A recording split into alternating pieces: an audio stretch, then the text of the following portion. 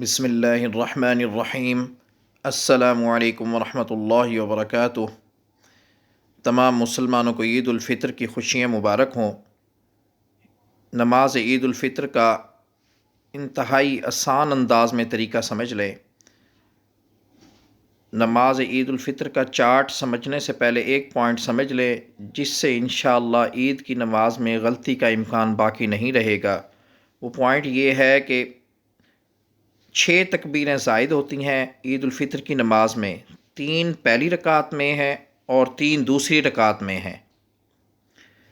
تو پہلی رکعت ہے تو تکبیریں پہلے ہوں گی، اس کے بعد قرات ہوگی، یہ بات یاد رکھیں۔ پہلی رکعت ہے تکبیریں پہلے ہوں گی، اس کے بعد قرات ہوگی۔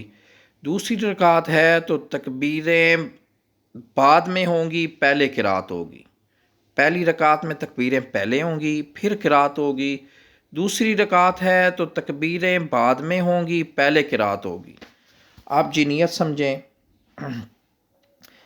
عید الفطر کی 2 رکعت واجب نماز، عید الفطر کی 2 رکعت واجب نماز 6 زائد تکبیروں کے ساتھ۔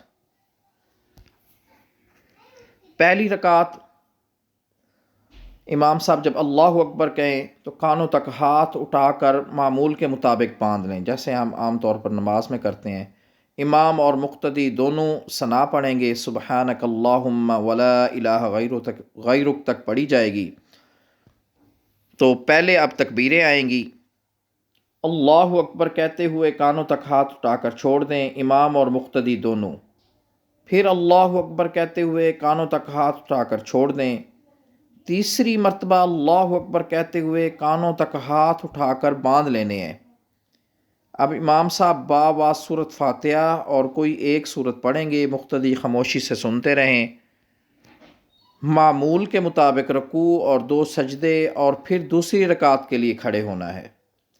تو جب دوسری رکعت کے لیے کھڑے ہوں، جیسے پہلے بتایا گیا ہے کہ پہلے قرات ہوگی، امام صاحب باواز سورت فاتحہ اور کوئی ایک سورت پڑھیں گے، مقتدی خاموشی سے سنتے رہیں۔ اس کے بعد 3 تکبیریں ہوں گی۔ امام اور مقتدی دونوں اللہ اکبر کہتے ہوئے پہلی تکبیر میں کانوں تک ہاتھ اٹھا کر چھوڑ دینے ہیں، دوسری تکبیر میں کانوں تک ہاتھ اٹھا کر چھوڑ دینے ہیں، تیسری میں بھی کانوں تک ہاتھ اٹھا کر چھوڑ دینے ہیں، چوتھی تکبیر کہتے ہوئے ہاتھ نہیں اٹھانے، بغیر ہاتھ اٹھائے رکوع کرنا ہے۔ چوتھی تکبیر کہتے ہوئے یعنی رکوع میں چلے جانا ہے۔ اس کے بعد معمول کے مطابق 2 سجدے ہوں گے، التحیات پڑھیں، درود شریف پڑھیں، دعا پڑھیں اور پھر سلام پھیر دیا جائے گا۔ نماز کے بعد بغیر دعا کے، یعنی دعا سے پہلے پہلا خطبہ ہوگا اور پھر دوسرا خطبہ پڑھا جائے گا، یہ خاموشی سے سننا ضروری ہوتا ہے، یہ نماز کا حصہ ہوتا ہے۔ اللہ پاک ہم سب کو عید کی خوشیاں نصیب فرمائے اور رمضان المبارک کی تمام عبادات قبول فرمائے، آمین۔